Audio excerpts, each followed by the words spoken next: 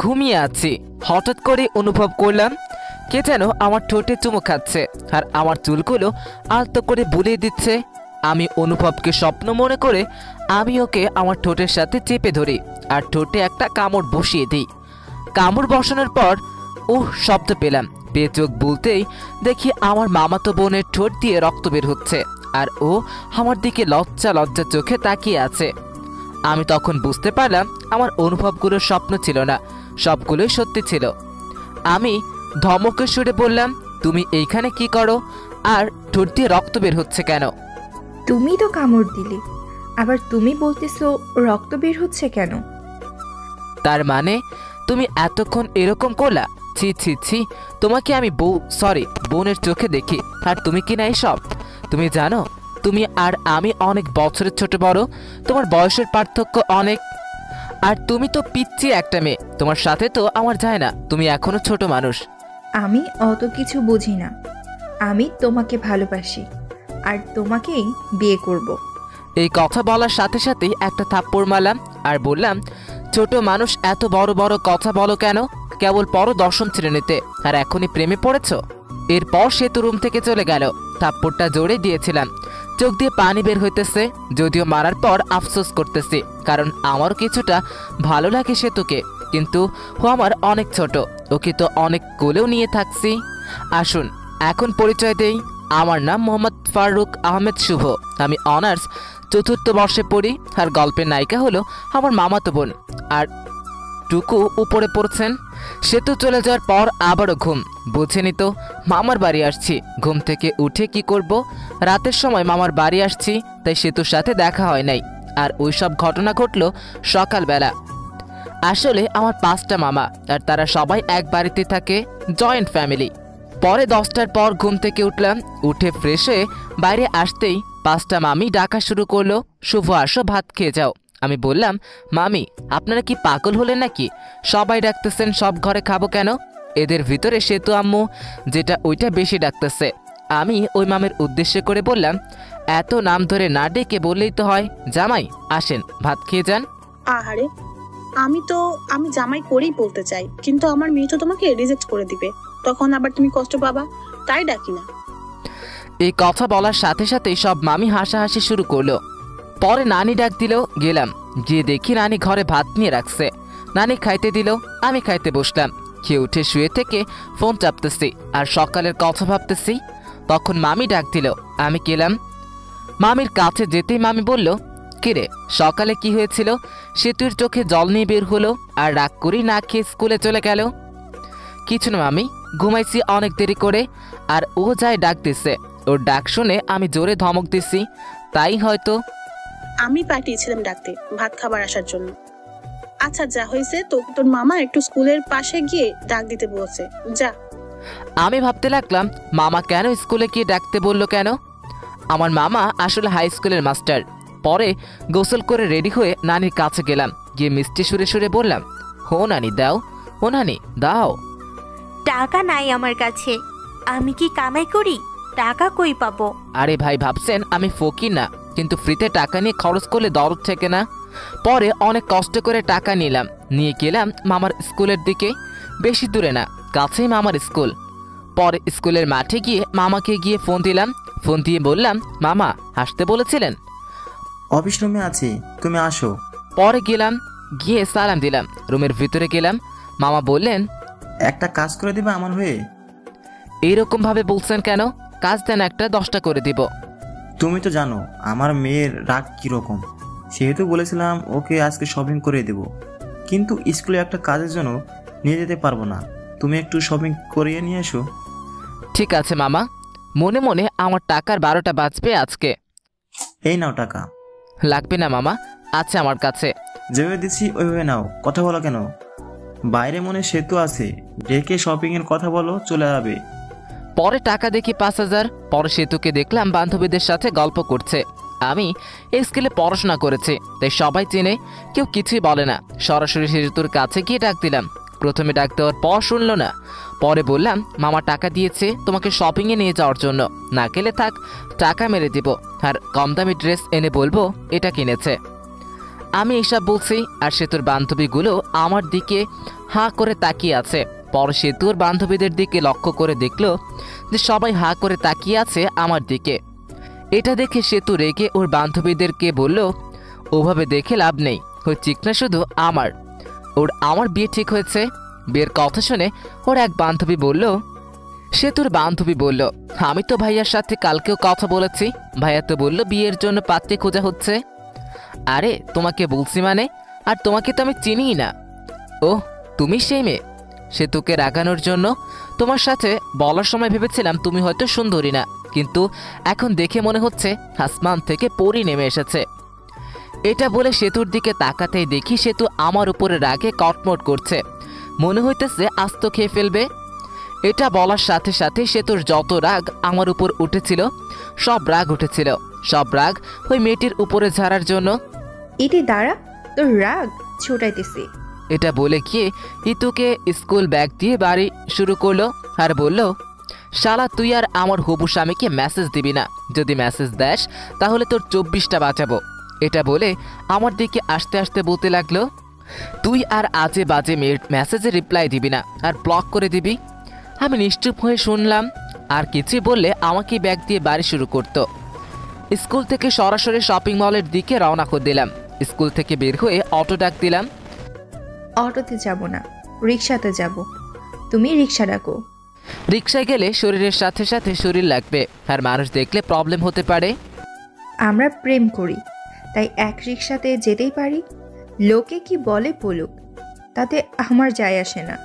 পাগল হয়েছ নাকি? আমরা প্রেম করলাম কবে? আচ্ছা বাদ দাও ওসব, রিক্সা ডাকো, শপিং করতে যাব। পরে বাধ্য হয়ে রিক্সা নিয়ে শপিংয়ের উদ্দেশ্যে বের হলাম।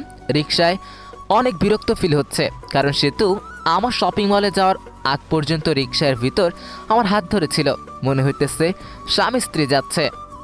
পরে শপিং মলে ঢুকে এটা কিনে ওইটা কিনে কেনার কোনো শেষ নেই। মামা টাকা দিয়েছিল 5,000, আর কিনতে মোট খরচ হলো 7,000। 2,000 টাকা পকেট থেকে গেল। টাকার জন্য মনটা খারাপ হয়ে গেল। ভাইরে ভাই, মেয়েদের নিয়ে কখনো শপিং করতে যাইস না, জীবন তেনা তেনা বানায় ফেলায় দেয়। শপিং করা শেষ হলে বাড়ির উদ্দেশ্যে রওনা দিলাম। শপিং করতে করতে 3টা বেজে গিয়েছিল। টাইমের দিকে খেয়ালই ছিল না, ক্ষুধাও লাগছে, তাই ভাবলাম রেস্টুরেন্টে যাই, কিছু খেয়ে নেই। সেতুকে বললাম, সেতুও রাজি হয়ে গিয়েছে। দুজন খেতে গেলাম। রেস্টুরেন্টে ঢোকার সাথেই কে যেন মেয়েলি কণ্ঠে শুভ কইয়া ডাক দিল। আমি ওইদিক তাকাতে দেখি কেউ নাই। তখনই আমার সামনে ডাক আসতেছে, কিন্তু চিনতে পারছি না, মুখটাও ভালো করে দেখা যাচ্ছে না। একটু এগিয়ে গিয়ে দেখি আমার প্রাইমারি এবং হাই স্কুলের বান্ধবী জুলেখা। আমি জুলেখাকে দেখেই অনেক খুশি হয়ে গেলাম। পরে ভালো মন্দ জিজ্ঞেস করলাম, কুশল বিনিময় করলাম। পরে আমি জুলেখার পাশেই বসলাম, আর সেতুকে জুলেখার বান্ধবীর পাশে বসতে বললাম, কিন্তু সেতু দাঁড়িয়ে আছে, তাও আবার রাগী দৃষ্টিতে। কি হলো বস? কিরে মেয়েটা? আমার মামা তো আর বলতে পারলাম না। আমি ওর হবু বউ, আর এখন ওর প্রেমিকা। আর আপু, আপনি আপনার বান্ধবীর পাশে বসুন, আমি আর উনি একসাথে বসবো। আপনার সাথে বসলে আমার ভালো লাগবে না। উঠুন, উঠে এই পাশে আসুন। অনেক মানুষ কিছু বলতেও পারছি না, তাই সেতুর কথা মতোই চলতে লাগলাম। আমি আর সেতু বসলাম এবং জুলেখা আর ওর বান্ধবী বসলো। খাবারের অর্ডার দিল। খাবার আসতেই সেতু উঠে হাত মুখ ধুইতে গেল। কিরে, কবে থেকে শুরু করলি? আরে ওসব কিছু না, আমার মামাতো বোন আমাকে অনেক ভালোবাসে, তাই এরকম করে। সামথিং মামা। এর মধ্যে সেতু চলে এসেছে, তাই চুপ হয়ে গেলাম। টেবিলে খাবার দিয়ে গেছে, খাবার খাওয়া শুরু করলাম। খাবার খেতে খেতে জুলেখা সেতুকে জ্বালানোর জন্য বলতে লাগলো, শুভ, তুই তো অনেক শুকিয়ে গেছিস, আয় তোকে খাওয়াই দিই। স্কুল থাকতে তো অনেক খাওয়াইছি, হাই স্কুল পাস করে চলে গেলি, আর খাওয়াইয়া দিতে পারি নাই। কি বলিস এসব? তুই কবে খাওয়াই দিলি? মিথ্যা বলিস কেন? একটা চোখ মেরে জুলেখা বলল, আর গার্লফ্রেন্ড সামনে অত বোকা হাসতে হবে না। সেতু আমার দিকে অগ্নি দৃষ্টিতে তাকিয়ে আছে, মানুষের জন্য কিছু বলতেও পারছে না। ওই উঠ, আর খেতে হবে না, অনেক খেয়েছিস, চল বাড়ি চলে যাব। খাওয়া তো হয় নাই, এখনই যাব মানে? যাবে কিনা বলো, না গেলে ফুপু আম্মুকে বলে দিব। তুমি শুধু মেয়েদের সাথে মিশো আর মেয়েদের সাথে করো। আমি বুঝতে পারছি, চলো খেতে হবে না। উঠার আগে সেতু জুলেখাকে বলল, টাকাটা দিয়ে দিন। জুলেখা শুধু তাকিয়ে তাকিয়ে দেখছে। পরে রেস্টুরেন্ট থেকে চলে এসে রিক্সা নিয়ে বাড়ির দিকে রওনা দিলাম। রিক্সায় ওঠার সাথে সাথেই সেতু বলা শুরু করলো। রিক্সায় ওঠার সাথে সাথে সেতু বলল, তুমি এত লুচ্চা কেন? আমি লুচ্চা মানে? কি লুচ্চামি করছি তোমার সাথে? হ্যাঁ, সকালে এত জোরে কিস করছো যে আমার ঠোঁটটা কেটে গেছে। আবির, ওই মেয়ে নাকি তোমাকে ভাত খাওয়াই দিছে? ছি ছি, আমরা তো পরীক্ষাওকে তো কই কিছু তো খাওয়াই দিই না। তুমি ছোট থাকতে খাওয়াই দিছে, এখন অনেক বড় হইছো, এখন মনে হয় অনেক কিছু খাও মেয়েদের কাছ থেকে। আরে আমি তো আগেই মেয়েদের সাথে কথা বলি নাই, আর এখন মেয়েরা কি খাওয়াবে? হ্যাঁ, মিথ্যা বলো কেন? জুলেখে তো আমার সামনেই বলল। মিথ্যা বলছে জুলেখা? আরে সেতু অনেক আগেই বলল। বলতে বলতে বাড়িতে এসে গেছে। পরে ভাড়া দিয়ে দিলাম। বাড়িতে এসে ফ্রেশ হয়ে একটু বসে আছি আর ভাবছি আমার টাকা গেল 2050 টাকা। সেতু কি মামাকে বলে টাকাটা দিয়ে যাবে? 50 টাকা না দিলেও চলবে, কিন্তু আর বাকি টাকা দিলে ভালো হতো। আরে ভাই, ভাবছেন এত টাকার চিন্তা করছি কেন? আসলে আমিও মধ্যবিত্ত ফ্যামিলির থেকে বড় হইতেছি, কিন্তু আমার নানা অনেক ধনী ব্যক্তি, সেই সুবাদে মামাদেরও অনেক টাকা। যারা মধ্যবিত্ত ফ্যামিলি থেকে বড় হইতেছেন তারা জানেন মধ্যবিত্তদের টাকাটা কি। মধ্যবিত্ত ছেলেদের 1 টাকাও খরচ করলেও হিসাব করে করতে হয়। এসব ভাবতেছি তখন এসে বলল, রে তোর মন খারাপ নাকি? না নানি, এমনি বসে আছি। এই বলে নানি চলে গেল। তখন সেতু আসলো, বলল, আমু তোমাকে ডাকে। আমি গেলাম, গিয়ে মামিকে ডাকলাম। হো মামি, মামি। রুমের ভিতরে আয়। রুমের ভিতরে যেতেই মামি দেখে টেবিলের উপরে নাস্তা রান্না করে রেখেছে কাউনের চাউল দিয়ে। মামি ডাকলেন বলে সেতু বলল, তোমার জন্য কাউনের চাউল দিয়ে নাস্তা রান্না করছি, বসে বসে খাও। আমিও খেতে বসলাম। কাউনের চাউলের নাস্তা খেতে অনেক টেস্ট। আপনারা কেউ খাইছেন কাউনের নাস্তা? খাইতে খাইতে বললাম, সেতু খাইছে? না, খায় নাই। মনে হয় গেল ঘুরতে, এসে খাবে বললো। খেয়ে উঠে আমিও মামাতো ভাইয়ের সাথে ঘুরতে গেলাম। যে নানির বাড়ি গেলেই ওই মামাতো ভাইয়ের সাথে ঘুরি। ঘোরাঘুরি করে বাড়ি ফিরে অন্য মামির ঘরে খাবার খেলাম। খেয়ে নানি ঘরে আসলাম, এসে শুয়ে ফোন চাপতেছি। কিছুক্ষণ সময় যাওয়ার পর মামারা সবাই এসে পড়েছে। মামারা সবাই নানির ঘরে এসে গল্প গুজব করে। নানির বয়স হয়ে গেছে আর নানু ভাইও মারা গেছে, তাই আর কি। মামিরাও আসে, সবাই অনেকক্ষণ গল্প করে। ওই দিনও গল্প করতেছি, তখন সেতু এসে বলল, ভাইয়া তোমার ফোনটা দাও তো। মামা মামি সবাই বসে আছি, তাই ফোন দিয়ে দিলাম। কিছুই না বলে আমরা গল্প করতেছি। সেতু তো মোবাইল পেয়ে প্রথমে ঢুকলো মেসেজে। ঢুকে দেখে অনেক মেয়ে মেসেজ দিয়েছে। মেসেজ দেওয়ার অবশ্য কারণ আছে, হোজা বলবো না। এর মধ্যে দেখতে পেল মেয়ে আমি মন্দ না। সেতুর এর আইটি থেকে মেসেজ আসছে, ভাইয়া খাবার খাইছেন? আমি তো আপনার প্রেমে পড়ে গেছি। সেতু সিন করলো, কিন্তু কোনো রিপ্লাই দিল না। মেসেজ সেন্ড করা দেখে আবার মেসেজ দিল, কি হলো ভাই, চুপ থাকা মানে কি? আমি বুঝে নিব আপনিও আমাকে ভালোবাসেন। সেতু রিপ্লাই দিল, আমি হয়ে সেতু এর বান্ধবীর নাম সীমা। কিন্তু আমি তো তোমার মামাতো বোনকে ভালোবাসি। এই কথা শুনে সেতু এর রাগ তো চরম পর্যায়ে চলে গেছে। আচ্ছা, আমি কি? তুমি তা তো জানো না, আমি তোমার ভাবি। সেতু অমনি ভিডিও কল দেয় আর ওই দিক থেকে সীমা ধরে। কল ধরার সাথে সাথে সেতুর এর মুখ দেখতে পেয়ে অবাক হয়ে যায়। ওই শালি, আমার অনেকগুলো বয়ফ্রেন্ড আমার, তাই না? এখন থেকে আর মেসেজ দিবি না। যা বলে কল কেটে দেয়। আর আমার মেসেঞ্জারে যত মেয়ে ছিল সবগুলো মেয়েকে ব্লক মেরে দেয়। এমনকি যেসব আমার ফ্রেন্ড লিস্টে ছিল সব মেয়েকেই ব্লক করে দেয়। আর মেসেঞ্জারে সব চ্যাট মুছে ফেলে আর রিলেশন স্ট্যাটাস দেয়, ইন এ রিলেশনশিপ। মা, ফোনটা শুভকে দিয়ে দাও। তুই অত বড় ছেলেটাকে নাম ধরে বলি কেন? ও তোর ভাই, আর তুই ফোন নিয়েছস, তুই দিয়াই। মামি আমাকে ফোন দিয়ে গেল। ফোন হাতে নিয়ে দেখি ফোনের সব কিছুই চেঞ্জ। ওয়ালপেপার দিয়েছে সেতুর, আর লেখা, ওয়ালপেপার পাল্টালে তুমি শেষ। পরে ডাটা অন করে মেসেঞ্জারে ঢুকলাম। মেসেঞ্জারে একবারে ভিমটিয়ে ঘষে পরিষ্কার করে ফেলেছে। তখনই একটা মেসেজ আসলো অচেনা আইডি থেকে। মেসেজে লেখা ছিল, শুভ সাহেব, এত ভেবে লাভ নেই, সব কিছু আমি ডিলিট করে দিয়েছি। তোমার চ্যাট লিস্টে শুধু আমি থাকবো। তোমার চ্যাট লিস্টে প্রথম ব্যক্তি আমি আর শেষ ব্যক্তিও আমি। আর কোনো মেয়েদের সাথে কথা বলবা না, কথা বললে কিন্তু প্রবলেম হয়ে যাবে। তুমি কে আর তুমি আমাকে চেনো কিভাবে? আমি চিনি তোমাকে, আর তুমিও আমাকে চিনো। তোমার আশেপাশেই আছি। আমি চিনতে পারছি, তুমি আর কেউই না, আমার কিউট বোন সেতু। ওই শালা, বোন বলা বাদ দিয়া বউ বললেই তো পারিস। সবাইকে কি বউ বানানো যায়? সবাইকে বলতে হবে কেন? শুধু আমাকে বলবা। তোমাকে বলবো কিভাবে? তুমি তো আমার আদরের ছোট বোন। তোকে কয়বার বলবো যে আমাকে আর বোন বলবি না? এরপর বোন বললে তোর 12টা বাজিয়ে দিব। আচ্ছা বাদ দাও, অনেক রাত হয়েছে, ঘুমিয়ে পড়ো। ওকে। আমিও ঘুমালাম। সকালে উঠে বাড়িতে চলে আসব। ঘুম থেকে উঠে দেখি সেতু আমাকে জড়িয়ে ধরে শুয়ে আছে। এই সেতু, এভাবে ধরে আছো কেন? মামি অথবা অন্য কেউ দেখলে কি ভাববে? কেবলই তো এসে একটু জড়িয়ে ধরলাম, আর এরকম করছো কেন? সেতু ছাড়তে চাইনি, আমি জোর করে ছাড়িয়ে নিলাম আর বললাম, তুমি এখানে কি করো? হ্যাঁ, আম্মু ডাকতে পাঠালো, তাই আসছি। তুমি যাও, আমি আসতেছি। সেতু মুখটা বেঁকিয়ে চলে গেল আর ফ্রেশ হতে চলে গেলাম। ফ্রেশ হয়ে মামির কাছে গেলাম। দেখি মামি অনেক কিছু রান্না করেছে। মামি এত কিছু রান্না করেছেন, কেউ আসবে নাকি? ফাজলামি করা বন্ধ কর।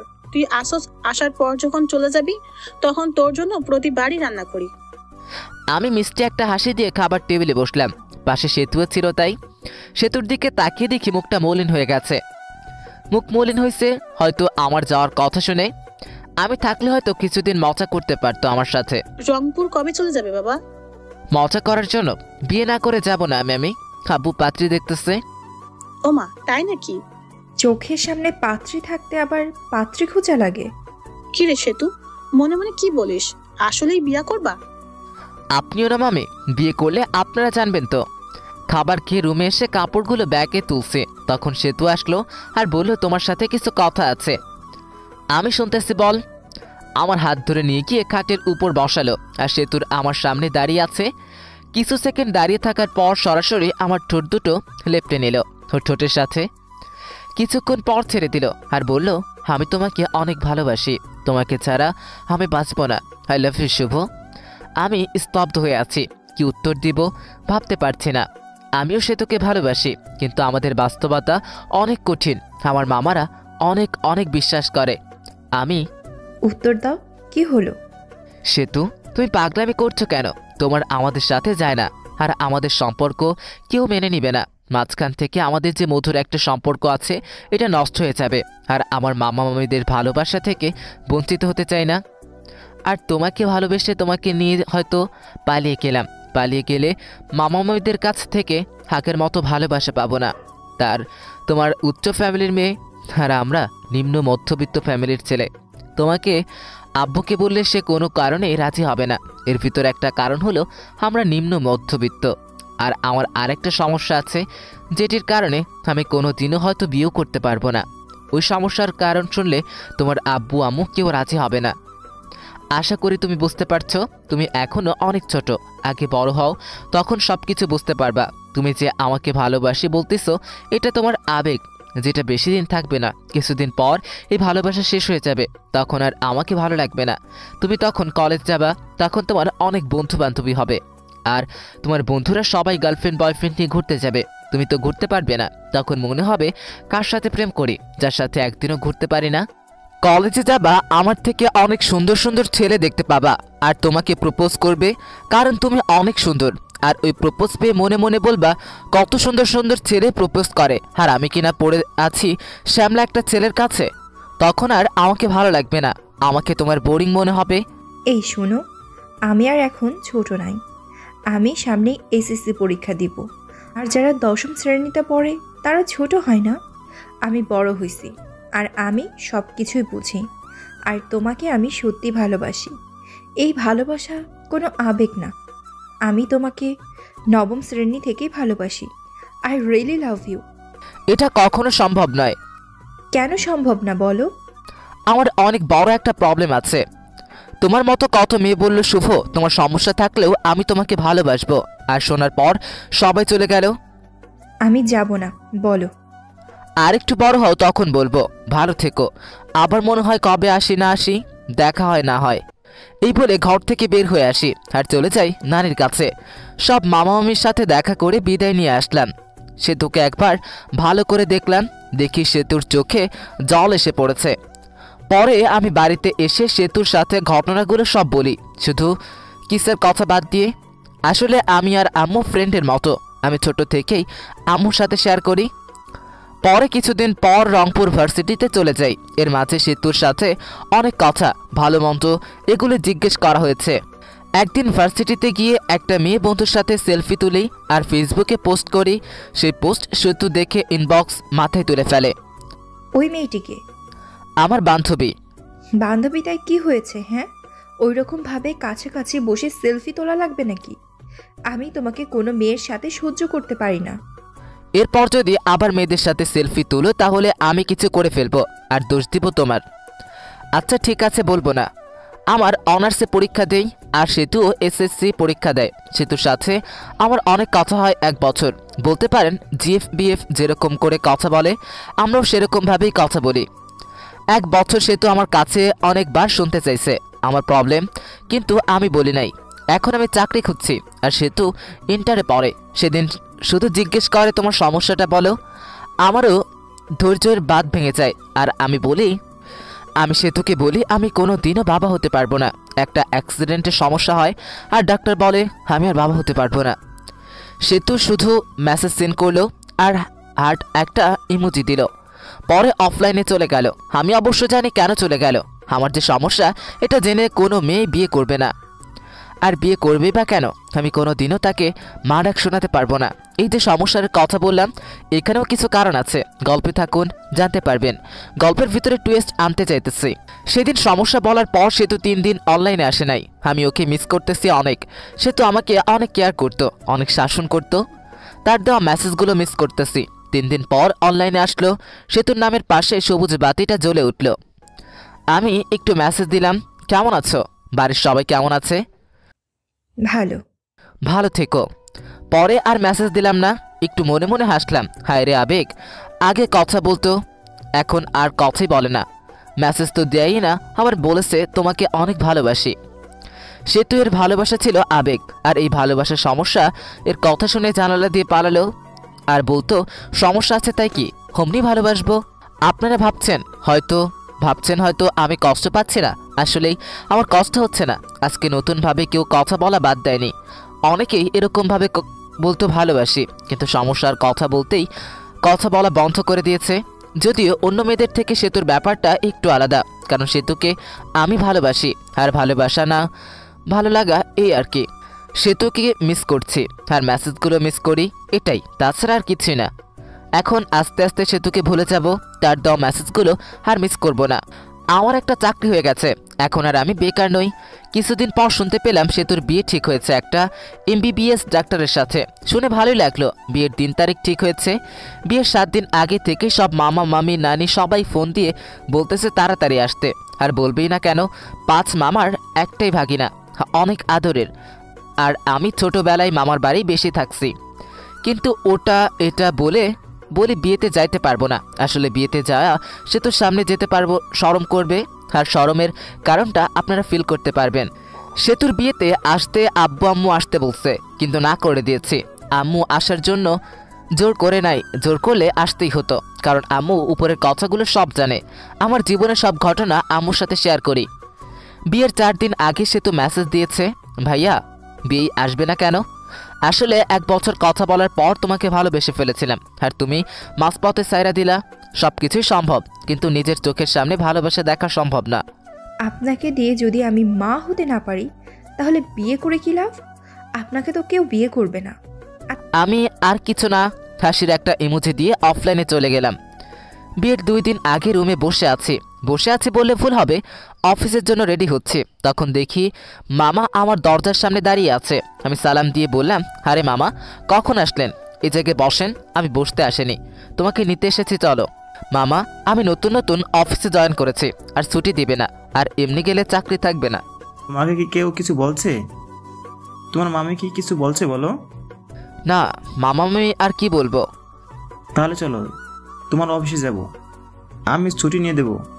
পরে বাধ্য ছেলের মতো মামাকে নিয়ে গেলাম অফিসের সামনে। গিয়ে মামা কাকে যেন ফোন করলো। পরে অবশ্য বুঝতে তার বন্ধুকে ফোন দিয়েছিল। কি করে, কি অবস্থা?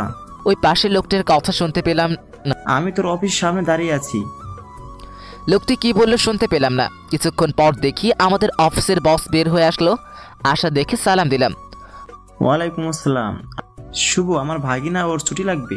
আরে শুভ, তোর ভাগিনা হয় আগে বলবি তো, বলে আগে ছুটি দিয়ে দিতাম। শুভ ছুটি চাইছিল কিন্তু দেই নাই, আরও বকা দিছি। এখন তো জানলি ছুটি দিবিনি নাকি চলে যাব। আরে তুই আইসোস, ছুটি না দিয়ে পারি বল? চল কিছু খাই। চল। পরে একটা রেস্টুরেন্টে গেলাম, গিয়ে খাইতে বসলাম। তা শুভ কি কাজ কিছু পারে না পারেই না? পারে, কিন্তু নতুন তো, তাই মাঝে মাঝে সমস্যা হয়, কিন্তু পারফরমেন্স ভালো, আগাতে পারবে। হঠাৎ করে আসলি ফোন দিয়ে আসতি, তোর ভাবি শুনলে খুশি হতো। সময় নাই রে, এখানে 2টা কাজের জন্য এসেছি। এক হলো তোর সাথে দেখা করতে আর ভাগিনাকে নিতে। মামা একটা কার্ড বের করে দিল আর বলল, বিয়ের দিন চলে যাইস, আমার মেয়ের বিয়ে, আর কোনো কিন্তু চলবে না, বলে দিলাম। ঠিক আছে, চলে যাব। তাহলে আজকে উঠি রে, বাড়িতে অনেক কাজ, বুঝতেই তো পারছোস। আচ্ছা যা। পরে আমরা চলে আসলাম, এসে সরাসরি নানির বাড়ি। নানির বাড়ি অনেক মানুষ, সবাই আমাকে দেখে কাছে আসলো, সবাই কথা বলল। কিছুক্ষণ পর আমার ছোট কিউট বোনটা আসলো আর বলল, আমার জন্য কি নিয়ে আইসো? কিছুই না। ঠিক আছে না, নীলা আম্মুকে চকলেট দেয়গা। পরে ছোট বোন চকলেটটা নিয়ে দৌড় দিল। আমি আম্মুর সাথে কথা বললাম, বলে ফ্রেশ হয়ে কিছু খেয়ে নিলাম। সেতুর সাথে এখনো দেখা হয়নি, অনেক খুশিতে আছে মনে হয়। বিয়ের সব আয়োজন কমপ্লিট করা হলো। বিয়ের দিন আমি যেটা ভাবিনি ওইটাই হয়েছে, বিয়ের দিন যেটা ভাবি নাই ওই কাজটাই হয়েছে। আরে ভাই, যেটা ভাবতেছেন ওইটা হয় নাই। আপনারা ভাবছেন সেতুর সাথে বিয়ে হবে, কিন্তু বিয়ে হবে না। আসলে আমি মেয়েদের উপরে কোনো দিন ক্রাশ খাই নাই, বলতে পারেন কাউকে প্রথম দেখায় ভালোবেসে ফেলিনি। কিন্তু সেতুর বিয়েতে একটা মেয়েকে দেখে, যাকে দেখে পুরাই ফিদা হয়ে যাই, ভালোবেসে ফেলেছি। কিন্তু মেয়েটিকে চিনি না। মামার বাড়ির আত্মীয়দের যতগুলো মেয়ে আছে সবগুলোকেই চিনি, কিন্তু এই মেয়েকে চিনলাম না।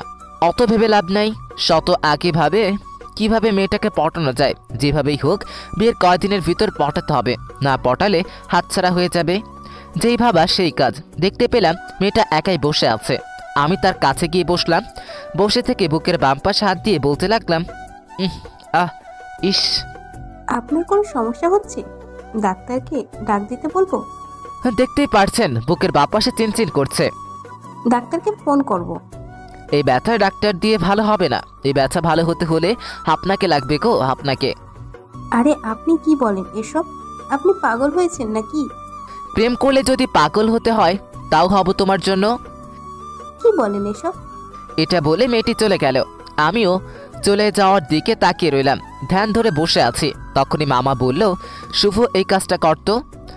কাজ করতে চলে গেলাম, কিন্তু ওই মেয়েটির মায়াবী চোখ, এলোমেলো চুল, এত সুন্দর চাহনি, মিষ্টি মিষ্টি হাসি, সব মিলিয়ে পুরাই জোশ।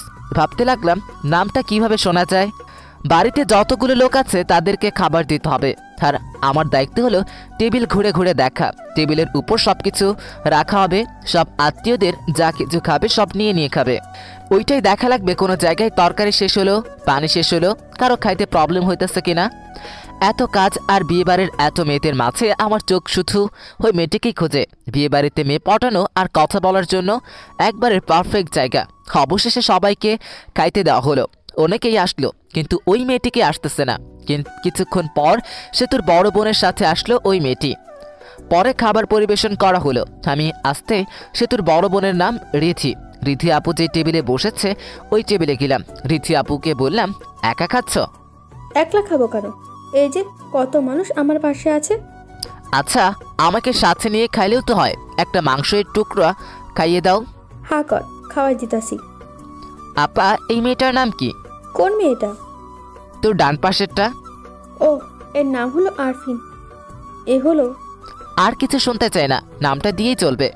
আচ্ছা, মেয়েদের নাম শুনে কি করবি? আবার প্রেমে পড়ে গেলি নাকি? আফরিন শুধু সবকিছু শুনতেছে আর অবাক দৃষ্টিতে আমাদের দিকে দেখছে আর খাচ্ছে। কি যে বলো না তুমি, প্রেমে পড়ে কি করবি? ফুপুকে বলে একটা বিয়ে করে ফেল, বয়স তো আর কম হলো না।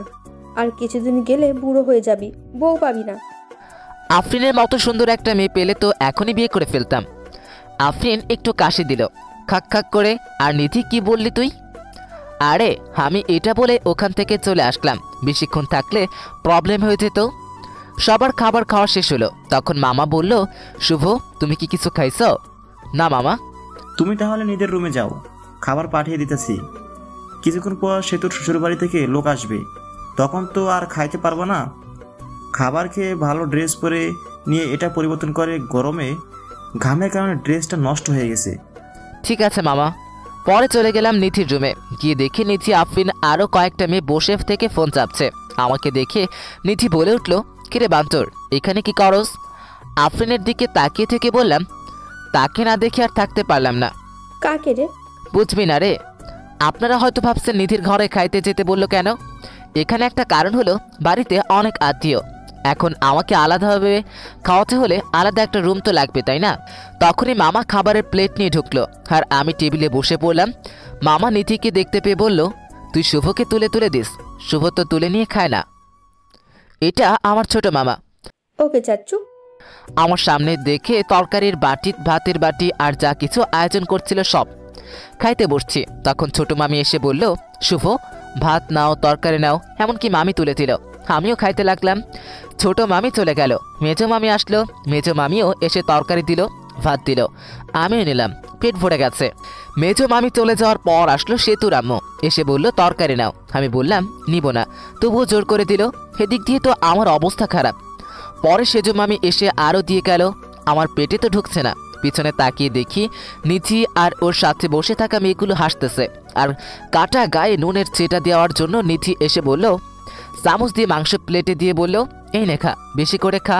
আমার অনেক রাগ উঠে গেল, মনটাই চাইতেছে ধরে পিটাই। প্লেটে মাংস দিয়ে নিধি পাশের চেয়ারে বসলো আর ওর সাথের মেয়েগুলোকে ডাক দিল, আয়, আমরা সবাই ওর পাশে বসে থাকি, যাতে ও খাওয়া বাদ দিয়ে পালাতে না পারে। ব্যাক্কেল মেয়েগুলো সবাই পাশে এসে বসলো, সাথে আফরিনও।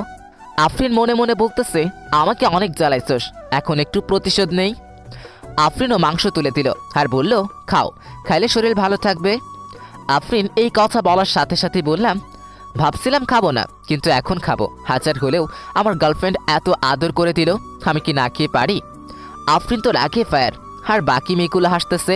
এর মধ্যে নিধির একটা কল আসে আর একটু দূরে যায় কথা বলার জন্য। তখনই আফরিন আবারও মাংস দেয়, রাগ করে, আদর করে দিয়েছে, খা, না খেয়ে উঠতে পারবি না।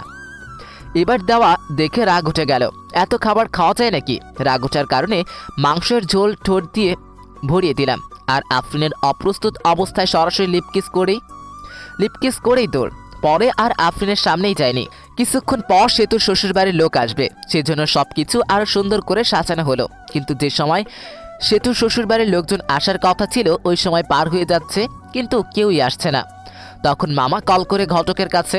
ঘটক মনে হয় কি বলল তা শুনে মামার চোখে পানি এসে পড়েছে এবং মামা মাথায় হাত দিয়ে বসে পড়ল। পরে আমি আর মামা এগিয়ে গেলাম, কি জিজ্ঞেস করলাম কি হয়েছে। মামা যা বলল তাতে তো আমার হুঁশ উড়ে যাওয়ার মতো অবস্থা। কথা হলো, সেতুর যার সাথে বিয়ে হওয়ার কথা ছিল সে নাকি অন্য মেয়েকে নিয়ে পালিয়ে গেছে। বাকি মামারা ওই মামাকে সান্ত্বনা দেওয়ার জন্য বলল, চিন্তা করিস না, আমরা তো আছি। সেতুর আব্বু উঠে আমার দিকে তাকালো আর বাকি মামারাও আমার দিকে তাকালো। তারপর মামারা কি মনে হয় চোখাচোখি করে চলে গেল আমার বাপের কাছে। আব্বুকে কি যেন বলল, আব্বুও হ্যাঁ হু করলো। পরে আম্মুর কাছে গিয়ে ওই কথাগুলোই বলল। পরে আম্মু আমার কাছে আসলো আর বলল সেতুকে বিয়ে করতে। কিন্তু আম্মু, সেতু তো আমাকে পছন্দ করে না। তখনই আমার মামারা এসে পড়লো আর বলতে লাগলো, শুভ না করিও না, বুঝতেই তো পারছো। পরে আমিও রাজি হয়ে গেলাম। বর্ষে যে গিয়ে মণ্ডপে বসে পড়লাম। বিয়ে পড়ানো শেষ হলো, বরকনে একসাথে করে মিষ্টি করানো হলো। একটু আর চোখে আফরিনকে দেখলাম, দেখি আফরিন মনটা খারাপ করে আছে। হয়তো আফরিনও ভালোবেসে ফেলেছিল আমাকে। যার কপালে যার নাম লেখা থাকে, ঘুরে ফিরে সেই জীবনসঙ্গী হয়। পরে বিদায় নিয়ে চলে আসলাম আমার বাড়ি। আগে ফোন দিয়ে বলা হয়েছে ঘর সাজানোর, তাই ঘর সাজিয়ে রেখেছে। এসে বউ আগে ঢোকানো হলো। কিছুক্ষণ পর আমি গেলাম, দেখি সেতু ঘোমটা দিয়ে বসে আছে। আমি গিয়ে একটু কাশি দিলাম। সেতু বসে আছে, কোনো সারা শব্দ না পেয়ে আমি গিয়ে সেতুর ঘোমটাটা তুললাম। তখন সেতু বলল, আপনার লজ্জা করে না হাঁটুর বয়সে মামাতো বোনকে বিয়ে করতে? আমি শক খেয়ে গেলাম। যখন প্রেম করতে চেয়েছিলে তখন এই কথাটা কোথায় ছিল? আর তোমাকে বিয়ে করতে চাইনি, তোমার বাপই বিয়ে করাই দিছে। আচ্ছা বলেন তো, আপনাকে বিয়ে করে লাভটা কি? আর আপনার সাথে থাকা আর কোলবারিশের সাথে থাকা কি একই কথা? আপনি তো কোনোদিন বাবা হতে পারবেন না। আমি কি ইচ্ছে করে এই রোগে আক্রান্ত হয়েছি? আল্লাহ এরকম চাইছে, তাই আমি বাবা হইতে পারবো না। কত স্বপ্ন ছিল ডাক্তার ব্যাটাকে বিয়ে করে 2টা বাচ্চা জন্ম নিব, কত মজা করব। কিন্তু ডাক্তার ব্যাটা অন্য বেটি নিয়ে ভাইগা গেল। কপাল খারাপ আমার। আমার একটা বাচ্চা কিনে নিয়ে আসতে পারবো তো, তাই না? পালা নেওয়া বাচ্চা আর নিজের গর্ভধারণ করা বাচ্চার মধ্যে অনেক পার্থক্য। আর আমি আপনার সাথেই তো থাকবো না, কিছুদিন যাক, ডিভোর্স দিয়ে দিব। ডিভোর্সের কথাটা শুনে মাথা খারাপ হয়ে গেল। বাসর রাতে ডিভোর্সের কথা শুনতে হইতেছে। কত স্বপ্ন ছিল এই রাত নিয়ে, কিন্তু স্বপ্নগুলো স্বপ্নই রয়ে গেল কপাল। বাসর রাতের কথা চিন্তা করতেছে। সেতুর দিকে তাকিয়ে দেখি সেতু ঘুমিয়ে গেছে। আমিও সেতুর পাশে শুয়ে পড়লাম। সকালে সেতুকে জড়িয়ে ধরে ঘুমিয়ে আছি। আমার ঘুম সেতুর আগেই ভাঙছে, কিন্তু উঠি নাই, কারণ সেতুকে জড়িয়ে ধরে শুয়ে থাকতে ভালোই লাগছে। তখন সেতুর ঘুম ভেঙে গেল, আর সেতু নিজেকে ছাড়ানোর চেষ্টা করছে, কিন্তু পারছে না। পরে সেতু এমন একটা কাজ করলো যে কাজটা আমি ভাবতেই পারি নাই। সেতু আমার কাছ থেকে ছাড়াতে না পেরে গালের ভিতর চিমটি মারলো, আর আমি উফ বলে উঠলাম। গালে হাত দিয়ে দেখি যে জায়গাটায় চিমটি দিয়েছে ওই জায়গায় দিয়ে রক্ত বের হচ্ছে। এটা দেখি মেজাজটা খারাপ হয়ে গেল। লজ্জা করে না আপনার আমাকে জড়িয়ে ধরতে? যত সব ফালতু ছেলে, বউকে জড়িয়ে ধরে ঘুমালেই সব কিছু হয় না, সন্তান জন্ম দেওয়ার ক্ষমতা থাকতে হয়। আমি কি বলবো না বলবো কিছুই খুঁজে পাচ্ছি না। কথা বলার ভাষা হারিয়ে ফেলেছি। একজনের একটা সমস্যা থাকতেই পারে, তাই বলে কথায় কথায় এরকম। কিভাবে বলবো? হ্যাঁ, তাড়াতাড়ি আমাকে ডিভোর্স দিবেন। এটা শুনে আরো মেজাজটা খারাপ হয়ে গেল। পরে মারলাম একটা থাপ্পড়। এত ডিভোর্স করস কেন? ডিভোর্স কি খুব ভালো জিনিস নাকি? ডিভোর্স দিলে আমার কিছুই হবে না। আর তোর সাথে ছেলের কথা বলবে, কিন্তু কেউ বিয়ে করার জন্য না, শুধু তোর দেহ লুটার জন্য। এইগুলো বলে আমি চলে আসলাম বাহিরে। বিয়েটা কীরকম হলো তা আপনারা জানেনই, তাই আমাদের বাড়িতে বেশি আয়োজন নেই। আমার ভালো বন্ধু আছে আমার বাড়ির পাশে, ওর নাম রবি। আমি রবিদের বাড়িতে চলে গেলাম। মনটা ভালো ছিল না, তাই game mode do not disturb চালু করে গেম খেলা শুরু করলাম আমি আর রবি। সেতুর এসব কথা বলার পরে সেতুর আরও রাগ করেছে। সেতু ফ্রেশে বাইরে এসে সবার সাথে কথা বলতেছে। আম্মু আব্বু আমাকে খুঁজতেছে, কারণ সকালে একবারেই আমাকে দেখে নাই। 12টার সময় গেম থেকে বের হয়ে দেখি 50টার মতো মিসড কল উঠে আছে। দেখি আম্মুর নাম্বার থেকে কল এসেছে। আব্বু কল দিয়েছে আরেকটা অপরিচিত নাম্বার। আমি রবিদের বাড়ি থেকে বের হয়ে বাড়ির দিকে হাঁটা ধরলাম, আর অপরিচিত নাম্বারটাতে কল ব্যাক করলাম। কল রিসিভ করে, কিন্তু কথা বলে না। কে আপনি? হ্যালো হ্যালো, কিন্তু কথা বলে না। কিছুক্ষণ পরে বলল আমি বলার পর চিনতে পারলাম সেতু কল দিয়েছে। তারপর কলটা কেটে দিয়েছি। দেখি বাড়ির কাছাকাছি এসে পড়েছে।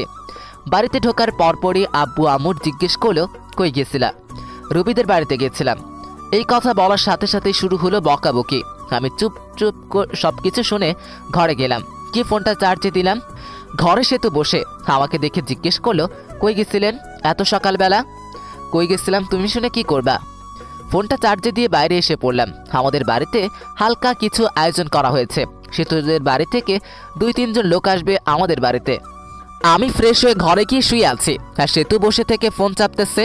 ফোন চার্জে, তাই টিপতেও পারছি। সেতুর দিকে তাকিয়ে আছি। ওরকম তাকিয়ে থাকেন না। তখনই একটা ফোন আসলো। দেখি আমার বন্ধুর গার্লফ্রেন্ড এবং আমার ন্যাংটাকালের বান্ধবী ফোন দিয়েছে। নামটা মিথিলা। ফোন চার্জে ছিল, তাই রিসিভ করে স্পিকার বাড়িয়ে দিলাম। কিরে শয়তান, বিয়ে করলি আর একটু কইলি না? তাতে আবার বলি বিয়ে করার সময় তোদের ছাড়া বিয়েই করব না। হঠাৎ করে সবকিছু হয়ে গেছে, রবিকে বলার টাইম পাই নাই। রবি বল, তোর বউ দেখতে একদম বাজে। আমার দেখে রবির হিংসা হয়েছে। ওরটা সুন্দর না তাই? আরো কি শুনলাম? কি শুনলি? শুনলাম রাতে বলে বিলাই মারতে পারস নাই। ধুর বেটি, এসব কি বলস? এমনি বললাম রে। পরে কথা কইরে, ফোন চার্জে আছে। আগে তো অনেক কথা বলতি, এখন বউ হয়েছে না, কথা বলবি কেন? বাবু রাগ করো না, রবি চিপাই নিয়ে চকলেট দিব নি। বান্দর চিপাই নিয়ে চকলেট দেবে মানে? রবিকে বল, রবি বলবি নি কিভাবে চিপাই নিয়ে চকলেট দিতে হয়। এই কথা বলে কলটা কেটে দিলাম। আমি কেটে না দিলে কথা বলতেই থাকতো। ফোনটা রেখে সোজা হয়ে পিছনে তাকাতেই পারি নাই, দেখি সেতু দাঁড়িয়ে আছে। মেয়েটা কে ছিল আর আমাকে খারাপ দেখা যায় এটা বললো কেন? মেয়েটা কি আছে আছে, তোমাকে বলবো কেন? আর যাকে দেখতে যেরকম লোকে তো তাকে সেরকমই বলবে। তুমি ওকে বাবু বললা কেন? ভালো লাগছে তাই বলছি। আর আপনি থেকে তুমি বলছো কেন? আমি তোমার বড়, সম্মান দিয়ে কথা বলবা। ঘরে বউ রেখে অন্য মেয়ের সাথে কথা বলতে লজ্জা করে না? লজ্জা করবে কেন? তোমাকে তো ডিভোর্স দিয়ে দিব। এটা শুনে রাগ করে সেতু চলে গেল আর আমি শুয়ে রইলাম। কিছুক্ষণ পর সেতুর বাড়ি থেকে লোকজন আসলো। খাওয়া দাওয়া করে শ্বশুর বাড়ির দিকে রওনা দিলাম। শ্বশুর বাড়ি যাওয়ার পর সেতুকে জ্বালানোর জন্য মেয়েদের বলতে কাছের মানুষকে জ্বালানোর সহজ উপায় হলো কাছের মানুষের সামনে অন্য মেয়েদের সাথে কথা বলা। শ্বশুর বাড়িতে যাওয়ার পর সেতুদের সব আত্মীয়রা ছিল। গিয়ে দেখি আফরিনও আইসে। মেয়েটার মনটা অনেক খারাপ, কপালে যা থাকে তাই তো হয়। আমাদের যে থাকার রুম দেওয়া হয়েছে ওই রুমে আগে থেকেই সেতু ছিল। পরে গেলাম, গিয়ে দেখি সেতুর বোনগুলো একসাথে বসে আছে। আমিও তাদের সাথে যোগ দিলাম। ওদের ভিতর থেকেই একটা মেয়ে, দুলাভাই কত হ্যান্ডসাম। ওমা তাই নাকি? তুমিও অনেক কিউট। সেতুর সাথে বিয়ে না হলে তোমাকেই বিয়ে করতাম। সবাই হেসে দিল। তখন আরেকটা মেয়ে, দুলাভাই সেতুকে হানিমুনে কই নিয়ে যাবেন? সেতুকে নিয়ে হানিমুনে যায় কি হবে? হানিমুন তো শালিদের নিয়ে যাইতে হয়, তাহলে মজা বেশি হয়। আমি তো ভাবছি সেতুকে রেখে তোমাদের সবাইকে নিয়ে হানিমুনে যাব। সেতু আনরোমান্টিক একটা মেয়ে। সেতুকে নিয়ে হানিমুনে গেলে টাকাটাই নষ্ট, তা না তোমরা অনেক রোমান্টিক মনে হইতেছে। সেতুর দিকে তাকিয়ে দেখি সেতু সাপের মতো ফোঁস করতেছে। যা তোরা সবাই যা, ঘর থেকে বের হ, আমি ঘুমাবো, অনেক ঘুম ধরছে। চলে যাচ্ছি, তোর স্বামীর ভাগ আমি নিব না। এই বলে সবাই চলে গেল। সেতু দরজা আটকে দিল আর আমার কাছে এসে বলতে লাগলো, ছি ছি, অন্য মেয়েকে হানিমুনে নিয়ে যেতে চাও, শরম করে না? বুঝলাম না, আমি তো ওদের সাথে মজা করে বলেছি। পরে সেতু শুয়ে পড়লো, আমিও শুয়ে থেকে গেম খেলতেছি ফুল সাউন্ড দিয়ে, যেন সেতু ঘুমাতে না পারে। বাইরে গিয়ে গেম খেলুন, আমার ঘুমের সমস্যা হচ্ছে। সমস্যা হলে অন্য ঘরে গিয়ে ঘুমাও। সেতু পরে ফোনটা নিয়ে রেখে দিল। আমিও বাচ্চাদের মতো শুয়ে রইলাম। এভাবেই ঝগড়া, সেতুর অপমান। আমি কোনোদিন বাবা হতে পারবো না, সে ডিভোর্স ও চাই। প্রতিদিন আমি কিছুই বলি না। 7 দিন শুনলাম এসব। এখন রংপুর চলে যাচ্ছি অফিসে, সেতুকে রেখে যাচ্ছে। পরে সব কিছু ঠিক করে সেতুকেও নিয়ে যাব। সবার কাছ থেকে বিদায় নিয়ে নিলাম। এখন সেতুর কাছে গেলাম, ভালোভাবে থেকো আর দোয়া করিও আমার জন্য। দোয়া করে কি হবে? তুমি মরলেই আমি খুশি হব। তুমি এটা বলতে পারলে? যেটা সত্যি ওটাই বললাম। আমি আর কিছু না বলে চলে আসলাম। বের হয়ে হাসি মুখে আব্বু আম্মুর কাছ থেকে বিদায় নিলাম। কিন্তু ওই সময় আমার খুব কষ্ট হচ্ছিল। মনে হইতেছিল যে আমি কান্না করি। আমি এত বিরক্তকর হয়ে গেছি যে কেউ একজন আমাকে মরার কথা বলেছে। ভিতরে কষ্ট আর বাইরে হাসি নিয়ে চলে গেলাম চাকরি করতে। সকালের গাড়িতে গেছি, তাড়াতাড়ি পৌঁছাইছি। রাতে আম্মুর ওই জায়গায় কল দিয়েছিলাম। আম্মুকেই জিজ্ঞেস করেছে সেতুর কথা। সেতুকেও ফোন দিয়েছিলাম কিন্তু রিসিভ করেনি, কেটে দিয়েছে। পরের দিন সকালে উঠে অফিসের জন্য রেডি হয়ে অফিসে গেলাম। যাওয়ার পরেই পিয়ন এসে বলল, ম্যাডাম আপনাকে ডাকলো। আমি ভাবতে লাগলাম আগে তো স্যার ছিল, এখন ম্যাডাম কই থেকে আসলো। ভাবি বাদ দিয়ে গেলাম ম্যাডামের রুমের সামনে। গিয়ে, ম্যাডাম আসতে পারি? আমি ভিতরে গিয়ে ম্যাডামকে দেখে তো অবাক, কারণ ম্যাডাম আর কেউই নয়, বিয়েবাড়ির সেই আফরিন দেখে ভয় পেয়ে গেলাম। বিয়েবাড়িতে যা কিছু করেছি চাকরি থেকে বের করে দেয় নাকি আবার। ভয়ে কাছে গিয়ে, আপনি আমাকে ডেকেছেন ম্যাডাম? আসেন। তা কেমন আছেন? আর আপনার বউ কেমন আছে?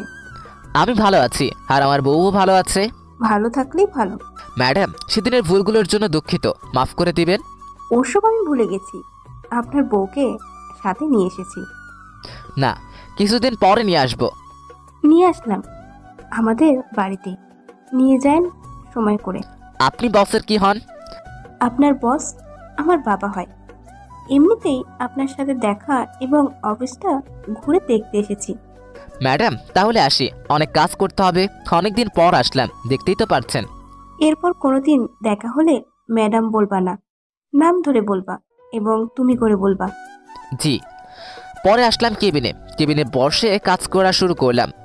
কাজ শেষ করে ম্যাচের দিকে রওনা দিলাম। আজকে অফিস ছুটির আগেই বের হয়েছে, কারণ হলো একটা বাসা খুঁজে বের করতে হবে। ম্যাচে তো আর বউ নিয়ে থাকা যাবে না। বাসা খুঁজেও পেলাম, বাসা ঠিক করে ম্যাচে ফিরলাম। পরের দিন বাসায় শিফট করব। পরে বাসায় শিফট হলাম। এখন বাসা থেকে অফিসে যাওয়া আসা করি। আমি রংপুর এসেছি 7 দিন হয়ে গেছে। এই 7 দিনে সেতুকে কল মেসেজ দিয়েছি, কিন্তু কোনো রিপ্লাই পাইনি। একদিন সেতু, আব্বু আম্মু এবং সেতুর আব্বু আম্মু সবাই একখানে বসে থেকে গল্প করছিল। তখন সেতু সবাইকে একটা প্রশ্ন করে। আম্মু, ওর কি কোনোদিন বড়সড় অ্যাক্সিডেন্ট হয়েছিল?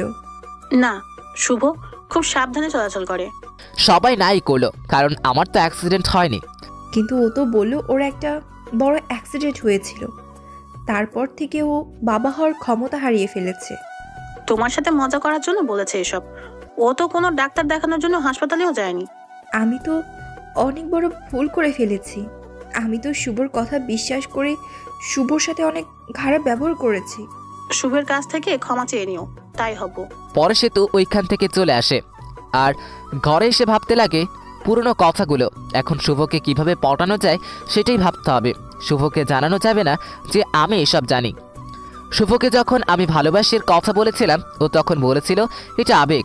আমি তো কত কিছু বলেছিলাম, তারপর তো আমি কত খারাপ ব্যবহার করলাম। এখন শুভ কি আমায় মেনে নিবে? এখন শুভ ভালোবাসার কথা বললে কি ভাববে? শুভর সাথে তো আমি এই কয়দিন কথা বলিনি, অনেকবার ফোন দিয়েছে, আমি তো ওর ফোনটাও ধরি নাই। পরে তো আবার ফোন দিবেই, তখন কথা বলবো। এখন আমি আর সেতুকে কল দিই না। উকিলের সাথেও কথা বলেছি ডিভোর্সের ব্যাপারে। সে যত দ্রুত সম্ভব উকিল কাজটা করে দিতে চাইতেছে। 7 দিন চলে যায়, তাও সেতুকে একবারও কল দেয়নি। সেতু আমাকে কল দেয়নি। সেতুর এখন আর ভালো লাগে না। সেতুর শুধু ইচ্ছা হয় শুভর সাথে কথা বলবে। সেতু মিস করে ওই দিনগুলো, যে দিনগুলোতে শুভকে দেখতেই পারে নাই। শুভ কত কিছু বলেছে। যখন সেতুর ফোনটা বেজে ওঠে তখন সেতুর মনে হয় শুভ মেসেজ দিয়েছে বা কল দিয়েছে, কিন্তু শুভ কোনো মেসেজ বা কলই দেয় না। সেতু শুভকে কল দিতে চায়, কিন্তু কোনো একটা কিছু কারণে শুভকে মেসেজ বা কল দিতে পারে না। এখন আর শুভ আর সেতুর কথা মনে পড়ে না। শুভর প্রথম অনেক কষ্ট হয়েছে আর নিজেকে দোষ দেয়। সেতুকে মিথ্যে কথা বলাটা ঠিক হয়নি। এদিকে সেতু সবসময় মন মরা হয়ে বসে থাকে, কারোর সাথে বেশি কথা বলে না, শুধু শুভর কথা ভাবে। শুভর সাথে কথা বলতে মন চায়, কিন্তু পারে না। ধৈর্য ধরে থাকে। শুভ তাকে ফোন দিবে, কিন্তু শুভর নাম্বার থেকে কল আসে না। 1 মাস পার হয়ে গেছে, কিন্তু শুভ আর সেতুর মাঝে কথা হয় না। সেতু আর থাকতে না পেরে শুভকে কল দেয় রাতে, তাও আবার 12টার সময়, যে সময় শুভ ঘুমে মগ্ন হয়ে আছে। প্রথমবার ফোন ঢোকার পর ফোন রিসিভ করলো, কারণ শুভ তো ঘুম ভাঙেনি। পরের বার কল দিতে শুভর ঘুম চোখে দেখে একটা কল এসেছে। পরে নাম্বার না দেখে কল রিসিভ করে, বলে হ্যালো, কে? আমিটাকে? আমাকে চিনতে পারোনি? আমি সেতু। আরে বোন, কোন সেতু? আর এত রাতে ঘুমে ডিস্টার্বের জন্য কল করছো কেন? আমি তোমার বউ সেতু। বউ কথাটা শুনে শুভ নাম্বারটা ভালোভাবে দেখলো। সেতুই কল দিয়েছে। পরে ভাবতে লাগলো আব্বু আম্মুর কারণে কিছু হলো নাকি এত রাতে ফোন দিয়েছে। সেতু, আব্বু আম্মুর কিছু হয়েছে নাকি ফোন দিচ্ছে? আব্বু আমার কিছু হয় নাই, কথা বলার জন্য ফোন দিছি। ফাইজলামে রাখো। বিএফের লাগে ভাইগা গেছো নাকি আবার? এখন প্রবলেম হয়েছে দেখা ফোন দিয়েছো। আচ্ছা, কোনো কিছুই ভেবো না, সরাসরি আমার এখানে চলে আসো, আমি সবাইকে মেসেজ করে নিব। ঘরে স্বামী থাকতে পালাই যাব কেন অন্য পুরুষের সাথে? স্বামী তো শুধু কাগজে কলমে। আচ্ছা বাদ, কালকে অফিসে যেতে হবে, বাই। আর এত রাতে কোনো দিন কল দিবা না, যত সব ফালতু। এটা বলে ফোনটা কেটে দেই আর বন্ধ করে রেখে ঘুমিয়ে পড়ি। এদিকে সেতুর মনটা আরও খারাপ হয়ে যায়। আমি কি এতটাই খারাপ ব্যবহার করেছি যে শুভ ভেবে নিতেছে আমার বয়ফ্রেন্ড আছে? ছি, নিজেকে নিজের উপর ঘৃণা হচ্ছে। আর ভাবে শুভ আগে মেসেজ দিত, কেমন আছো, কি করো, কথা বলার জন্য ফোন দিত। আর এখন কথাই বললো না, ঘুরে ফিরে আমাকেই অপমান করলো। সারা রাত না ঘুমিয়ে পার করে রাত আর ডিসিশন নেয় শুভ এর এখানে চলে আসবে, কারণ শুভ বলেছিল বাসা ভাড়া নিয়েছে আর যেতেও বলেছিল আমাকে। সকালে উঠে আব্বুর কাছে গিয়ে বলে, আব্বু আমাকে শুভর বাসায় রাইখা আসেন আর আমি যাব, এটা ওকে বলবেন না। আব্বু মেনে নেয় আর বিকেলের গাড়িতে তারা রওনা দেয়।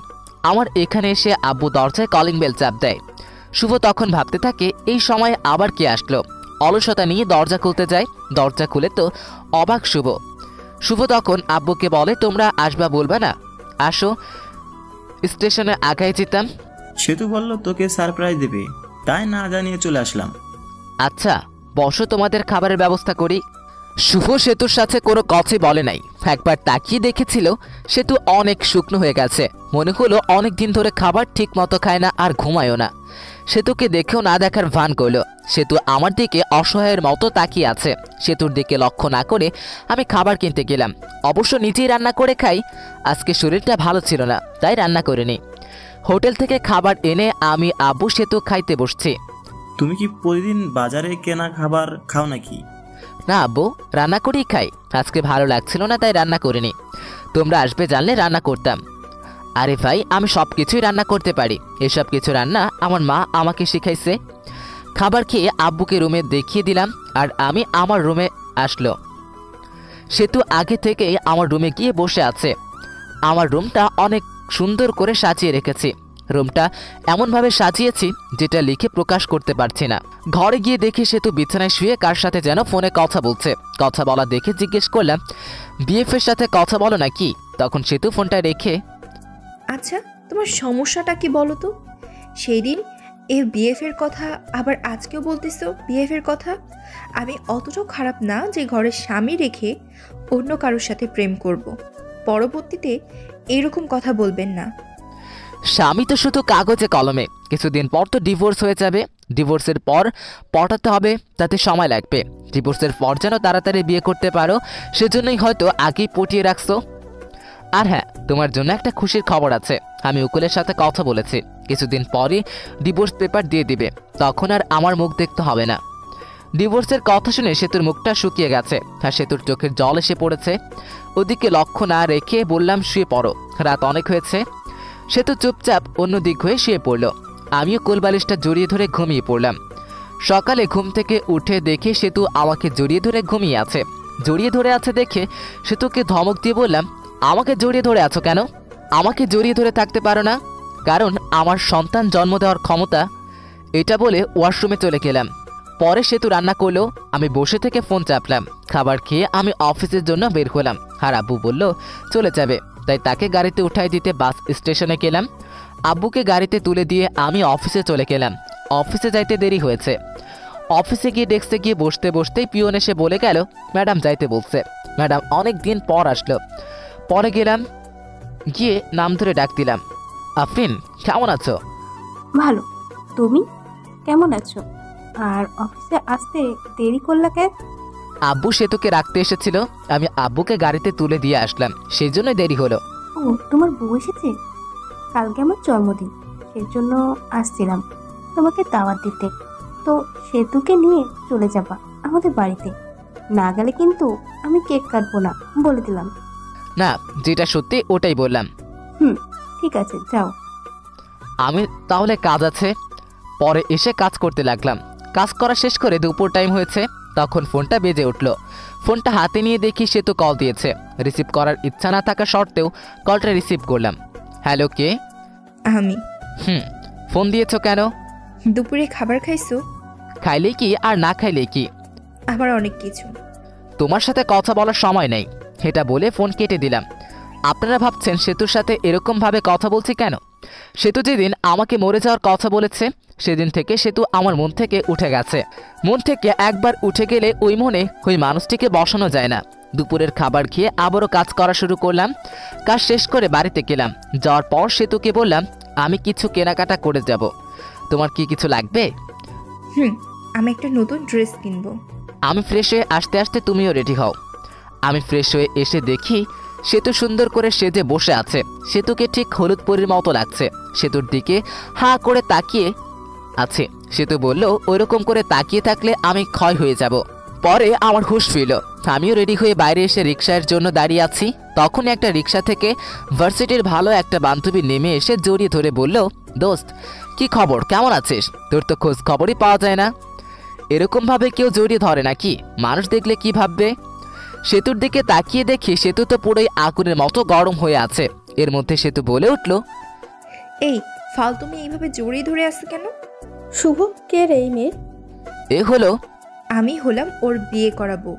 তুই বিয়ে করলি কবে? আমাকে একটু জানালেও না। আপনারে জানাই কি হবে? ওর থেকে 2 ফিট দূরে গিয়ে দাঁড়ান। শুভ, ভাবি এরকম করে কথা বলছে কেন? ওর একটু রাগ বেশি তো, পরে তোর সাথে কথা বলি রে।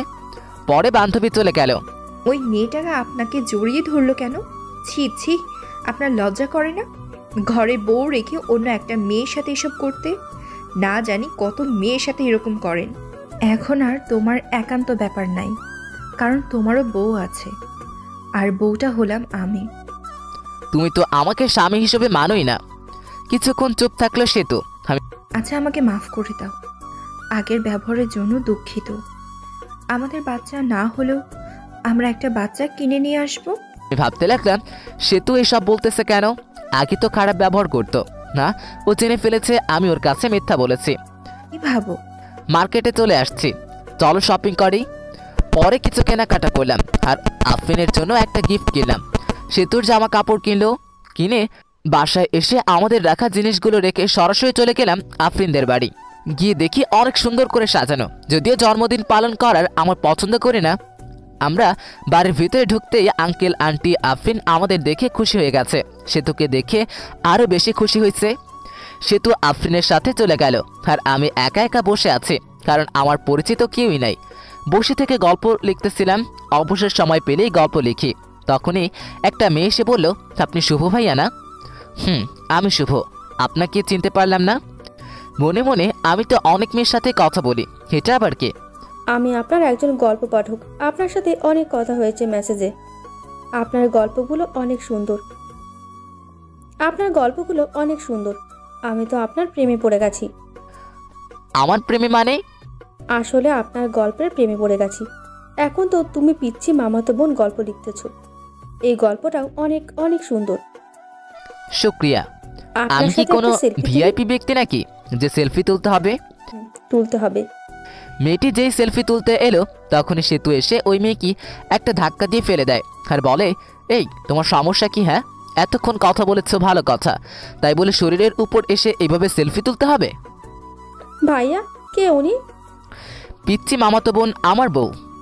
আপনি লিখেছেন সে তো আপনাকে দেখতে পাই নাই। আপনি লিখেছিলেন সে তো আপনাকে দেখতে পায় না আর ভালোবাসে না। ভালো না বাসলে তো এরকম রিয়াক্ট করতো না। এখন হয়তো ভালোবাসে। মেয়েটি চলে গেল। আমি চলে গেছি আর অন্য মেয়ের সাথে টাঙ্কি মারা শুরু করছো। এখন থেকে আমার সাথে বসে থাকবা। রাত 11টার সময় আমি সেতু আফরিন আর আফরিনের কিছু বন্ধু বান্ধবী বসে থেকে মজা করছি। হ্যালো ফ্রেন্ডস, তোমাদের একটা কথা বলবো। তোমাদেরকে বলেছিলাম না আমি কারোর প্রেমে পড়েছি, কিন্তু নামটা বলি নাই। আজকে নামটা আমি বলবো। তাকে আমি প্রথম থেকেই ভালোবেসে ফেলেছিলাম। শুভ সেতু, আমার এখানে আসো তো একটু। আমি আর সেতু গেলাম তখন। আমি শুভ, এই যে একে দেখছো, একে দেখে ভালোবেসে ফেলেছি। কিন্তু ভালোবাসাটা মনে রয়ে গেছে, কারণ এই যে মেয়েটা সেতু হলো।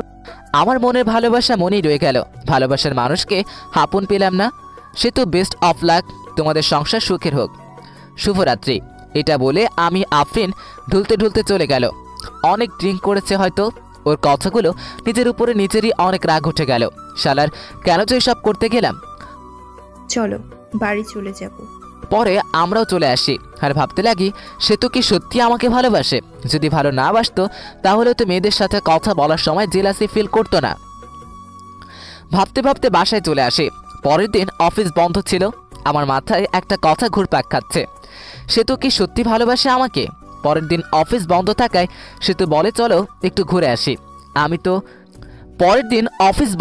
সেতু বলে চলো একটু ঘুরে আসি। তুমি তো আমাকে নিয়ে একটু ঘুরতে চাও না। আমিও রাজি হয়ে গেলাম, ঘুরতে যাই। সেতুর সাথে ঘুরতে ভালোই লাগছিল। সেতুকে ফুচকা খাওয়াই দিছি। আরও অনেক রোমান্টিকভাবে দিনটা পার করলাম। 2 দিন কেটে গিয়েছে, কিন্তু সেতুর সাথে খারাপ ব্যবহার করিনি এবং বরং রোমান্টিকভাবে দিনগুলো পার করেছি। হঠাৎ করেই একদিন অফিস থেকে তাড়াতাড়ি চলে আসি, কারণ বাড়িতে এসে ফ্রেশ হয়ে আবার কোম্পানির কাজের জন্য বাইরে যাব। দরজা এসে ধাক্কা দিতেই দরজা খুলে গেল। ঘরে ঢুকে দেখি সেতু মনে হয় কারোর সাথে কথা বলছে, মিষ্টি মিষ্টি হেসে। কথা শোনার জন্য কোনো রকম শব্দ না করে ওর কাছে গেলাম। জানিস, শুভ তো মনে হয় আমাকে মেনে নিয়েছে। শুভ জানে না যে আমি ওর মিথ্যা কথা ধরে ফেলেছি। আমি জানি ওর কোনো সমস্যা নেই। আমি এই কথা শুনে বুঝতে পারলাম ও সব কিছু জেনে ফেলেছে, যে আমি সন্তান জন্ম দিতে পারবো না এটা মিথ্যা কথা। আমি নতুন একটা আইডিয়া বের করলাম। কারণ সেতু আমাকে এখনো ফুলফিলভাবে ভালোবাসেনি।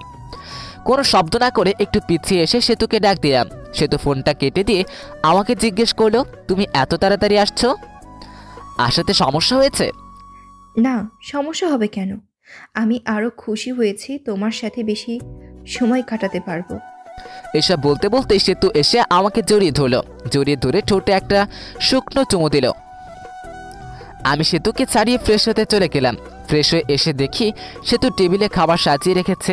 খাইতে বসলাম। সেতুকে বললাম, তুমি খাইছো? না, চলো একসাথে খাই।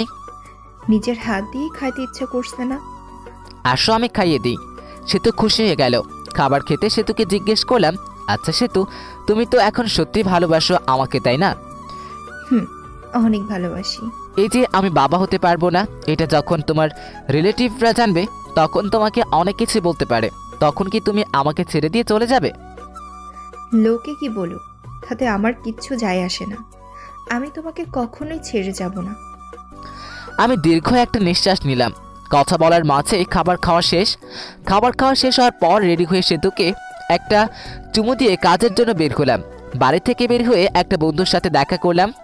ওই বন্ধুর বড় ভাই ডাক্তার, আর তাকে দিয়ে একটা মিথ্যা রিপোর্ট বানাবো। পরে ওই বন্ধুকে সব কিছু খুলে বলি, আর বলি তোর ভাবির ভালোবাসা পরীক্ষা করার জন্যই একটা ফেক রিপোর্ট বের করতে হবে। রিপোর্টটা হলো আমি যে বাবা হতে পারবো না এটার রিপোর্ট। বন্ধু প্রথমে রাজি হয়নি, পরে অনেক জোরাজোরিতে রাজি হয়েছে। পরে সব কিছু বুঝিয়ে দিয়ে চলে গেলাম আমার কাছ থেকে আসলাম। আর আসার সময় সেতুর জন্য আইসক্রিম আর ফুচকা নিয়ে আসলাম, যা দেখে সেতু অনেক খুশি হয়ে গেল। প্রতিদিন অফিস থেকে আসার সময় সেতুর জন্য কিছু না কিছু নিয়েই আসি। এটা দেখে সেতু দেখিয়ে অনেক খুশি হতো আর আমাকে একটা কিস করতো। 7 দিন যাওয়ার পর রিপোর্ট বের করে। পরে আমি আমার বন্ধুকে বলি, এটা বাড়িতে গিয়ে দিয়ে আসবি যখন আমি অফিসে থাকবো। বন্ধু তাই করে। আমি অফিসে থাকাকালীন বন্ধু আমার বাড়িতে যায় আর রিপোর্টটা দেয়। আর সেতু রিপোর্টটা নিয়ে পড়তে থাকে। পড়ে দেখে শুভ কোনো দিন বাবা হতে পারবে না। ওখানে সব লেখা আছে, আর কারণও লেখা আছে। সেতুর মনটা তখন খারাপ হয়ে যায়। কি করবে সে বুঝতে পারে না। শুভর সাথে করবে না করবে কিছুই বুঝতে পারে না। শুভর সাথে থাকার সময় ওগুলোর কথা ভাবতে থাকে। এসব ভাবতে ভাবতেই কোন দিক দিয়ে সময় পার হয়ে সেতু জানি না। আর আমিও অফিস থেকে চলে আসি আর সেতুর জন্য ফুচকা নিয়ে আসি। বাড়িতে এসে দেখি সেতু মনটা খারাপ করে বসে আছে। আমি সেতুকে ডাক দিয়ে আর বলি, সেতু কি মন খারাপ? তোমার কি তোমার আব্বু আম্মুর কথা মনে পড়ছে? সেতু কোনো কথা না বলে রিপোর্টের কাগজটা আমার হাতে দিল। আমি কাগজটা হাতে নিয়ে বললাম, এসব তো তুমি জানোই। তাহলে তোমার মা বাবাকে জিজ্ঞেস করার পর তোমার মা বাবা তাহলে বললো কেন যে তুমি মিথ্যা কথা বলছো, যে তুমি বাবা হতে পারবে না? কারণ আম্মু জানে না। সেতু এই কথা শুনে মুখটা থেকে রাগি বানিয়ে চলে গেল। আমি ফ্রেশ হতে চলে গেলাম। ফ্রেশ হয়ে এসে কিছু খেয়ে নিলাম। সেতুর সাথে কথা বলার চেষ্টা করতেছি, কিন্তু সেতু দরজা খুলছে না। পরে আমি বাইরে বসে থেকে ভিডিও দেখছি। ভিডিও দেখতে দেখতে সন্ধ্যা হয়ে গেল। তখন সেতু ঘর থেকে বের হলো না। এখন বুঝতে পারলাম সেতু কেন মন খারাপ করে বসে আছে। আমিও ভাবতে থাকলাম, সেতু কি তাহলে আসলেই আমাকে ভালোবাসেনি? সেতু এতদিন কি তাহলে মিথ্যা ভালোবাসতো আমাকে? সেতু তো ঘর থেকেই বের হচ্ছে না। সন্ধ্যার রান্নাটা মনে হয় আমারই করতে হবে, তাই রান্না করতে গেলাম। রান্না করায় প্রায় শেষ। তখনই ঠান্ডা পানি মনে গরম পানিতে হাত দিচ্ছি, আর হাতটা গেল পুড়ে। পরে ও মাগো বলে চিৎকার দিয়ে উঠি, কিন্তু আফসোস ধরার মতো কেউ নেই। পরে নিচেই হাত ধরে ঠান্ডা পানিতে কিছুক্ষণ ডুবিয়ে রাখলাম। এরপর ডাক্তারের কাছে গিয়ে হাতটা মেডিসিন লাগিয়ে নিয়ে আসলাম। হাত একবার চুলে গিয়েছে, দেখতে অনেক বিশ্রী হয়ে গেছে। রান্নার কাজ শেষ করে সেতুকে ডাক দিলাম। বললাম, সেতু দুপুরের খাবার খাওনি, এখন রাতের খাবারটা খেয়ে নাও, তা না হলে শরীর খারাপ করবে। তুমি হয়তো আমাকে মেনে নিতে পারছো না, ঠিক আছে? আমার ডিভোর্স পেপার রেডি আছে, তোমাকে দিয়ে দিব, তোমাকে মুক্তি দিয়ে দিব। আসো, তাও খেয়ে নাও। পরে সেতু বের হলো। আমার হাতটা সেতুকে দেখায়নি। পরে সেতু চুপচাপ খেয়ে নিল। আমি আর খেতে পারলাম না, কারণ গুনে গুনে আমার ডান হাতটাই পড়েছে। হাতের কষ্টের থেকে মনের কষ্টটা অনেক বড়। সেতুকে অনেকটা ভালোবেসে ফেলেছিলাম। হাত পোড়ার কারণে হাতের জ্বালা পোড়া করছে, আবার মনটাও ভালো নেই। সেতুর সাথে কাটানোর সময়ের কথাগুলো ভাবছি, কত সুন্দর ছিল দিনগুলো। এসব ভাবতে ভাবতে চোখে জল এসে গেছে। মনে হইতেছে চিৎকার করে কাঁদি। ঘুম ধরছে না, এমনিতে হাত জ্বলতেছে, আবার ক্ষুধাও লাগছে। রাত 12টা বেজে গেছে। বসে থেকে কান্না করতেছি। কষ্ট আর সহ্য হইতেছে না, অনেক কষ্ট হইতেছে, যেটা হয়তো লিখে প্রকাশ করতে পারবো না। চোখ দিয়ে জল থামছেই না। তখনই কাছে কারো হাতের ছোঁয়া পেলাম। পিছনে তাকিয়ে দেখি সে তো দাঁড়িয়ে আছে, চোখের জলটা মুছে। হে কি, তুমি এখানে কি করো এত রাতে? আপনি কি করেন? আমার ভালো লাগছে না, তাই আমি বসে আছি। আমার ভালো লাগছে না, তাই আমিও বসে থাকতে এলাম। তোমার আবার ভালো লাগবে না কেন? তোমার ভালো লাগার কারণে তোমাকে ছেড়ে দিতেছে। ডিভোর্স পেপার তো রেডিই আছে, কালকে সকালে নিয়ে আসবো। মন খারাপ করো না তাও। মেয়েদের সাথে ফষ্টি নষ্টি করতে না পারে বলে আমাকে ডিস্টার্ব করবে, তাই না? এসব কি বলো? তুমিও বললা ডিভোর্স দিতে। সে তো আমার কলার ধরে বলল, ওই আমি কখন ডিভোর্স চাইলাম বল? আমি তো চুপচাপ ছিলাম। আমি বাবা হতে পারবো না শুনে তুমি মন খারাপ করে ঘরে দরজা দিয়ে বসেছিলে। তো এটা বোঝায় যায় আমি তোমার সাথে থাকতে চাই না, ডিভোর্স চাই। আরেকবার ডিভোর্সের কথা, মেয়েদের সাথে ফষ্টি নষ্টি করতে পারো না বলে আমাকে ডিভোর্স দিবে, তাই না? আরেকবার ডিভোর্সের কথা বললে ঘাড়টা মোটকে দিব বলে দিলাম। আসলে আমি সরি, আমার ভুল হয়েছে। আমিও তোমাকে ছাড়া থাকতে পারবো না। আমি তোমার সাথে কাটানোর সময়গুলোর কথা ভাবলাম। তুমি আমাকে কতটা কেয়ার করো ওইটা ভাবলাম। বাচ্চা হবে না তা তো কি হয়েছে, আমরা বাচ্চা একটা কিনে নিয়ে আসবো। সত্যি তুমি আমাকে ছেড়ে যাবে না? মরার আগ পর্যন্ত যাব না। আজকের ব্যবহারের জন্য আমি ক্ষমা প্রার্থী। আমরাই তো। সেতুকে আমাকে জড়িয়ে ধরে আছে, আমিও ধরছি। রোমান্টিক ওয়েদার আমাদের মাঝে। সেতু শরীরের সাথে একটু ডান হাতটা লাগলেই উফ বলে উঠল। কি হয়েছে তোমার? আমি তখন সেতুকে হাতটা দেখালাম। সেতু তো চমকে উঠল। এরকম হলো কেমনে? আজকে রান্না করার সময় এরকম হয়েছে। আমি আসলে সরি, আমার সন্ধ্যার সময় এরকম ভাবে থাকাটা উচিত হয় নাই। তোমার অনেক কষ্ট হচ্ছে, তাই না? তাহলে তুমি তো ভাতও খাও নাই, তাই না? সেতুর চোখ জলে এসে গেছে। পরে সেতু প্লেটে ভাত নিয়ে এসে আমাকে খাইয়ে দিল। আমি খাইতেছি আর মাঝে মাঝে হাতে কামড় দিই। খাবার খাওয়া শেষ করে আমার বুকের উপর সেতু শুয়ে আছে। আমি সেতুর মাথায় হাত বুলিয়ে দিচ্ছি। পরে দুজনেই ঘুমিয়ে পড়ি। এখন থেকে শুরু হলো রোমান্টিক সংসার। হঠাৎ করেই একদিন সেতু মাথা ঘুরে পড়ে যায় আর আমি ডাক্তারখানায় নিয়ে যাই। ডাক্তার বলে খুশির খবর, আপনি বাবা হতে চলেছেন। এটা শুনে আমি অনেক খুশি হয়ে সেতুকে বলতেই সেতু মুখটা গুমরা বানিয়ে বলে, আমার পেটে বাচ্চা আসলো কিভাবে? তুমি তো বলেছিলে বাবা হতে পারবে না, আর রিপোর্টও লেখা ছিল। ওহ, ওইসব ছিল সাজানো নাটক। ওই রিপোর্ট ছিল সাজানো। তুমি আম্মুর কাছ থেকে জানছিলা। আমার কোনো সমস্যা নাই, এটা আমি জানতে পারি। আর আমি তোমার ভালোবাসা কতটুকু সত্যি এটা জানার জন্য এসব করেছি। তুমি ভালো না, তুমি অনেক পচা। রাগ করো না লক্ষ্মী সোনা, একটু হাসো প্লিজ। সেতু একটা মিষ্টি হাসি দেয়। এই খবর বাড়িতে পৌঁছালে সেতুকে সবাই বাড়িতে আনতে চায়, কিন্তু সেতু বাড়িতে আসবে বলে দেয়। আমাকে ছাড়া বলে সেতু আর ভালো লাগে না। আমার একটা ছেলে সন্তান হয়, আর দেখতে একেবারেই ওর মায়ের থেকেও সুন্দর। আমি ছেলেকে দেখে ভাবতে লাগলাম আমার চেহারা ততটা ভালো না, তাই যত মেয়ের পিছে ঘুরেছে। আর ছেলের চেহারা তো মাশাআল্লাহ অনেক সুন্দর। না মেয়েরা আমার ছেলের জন্য কি না কি করে বসে।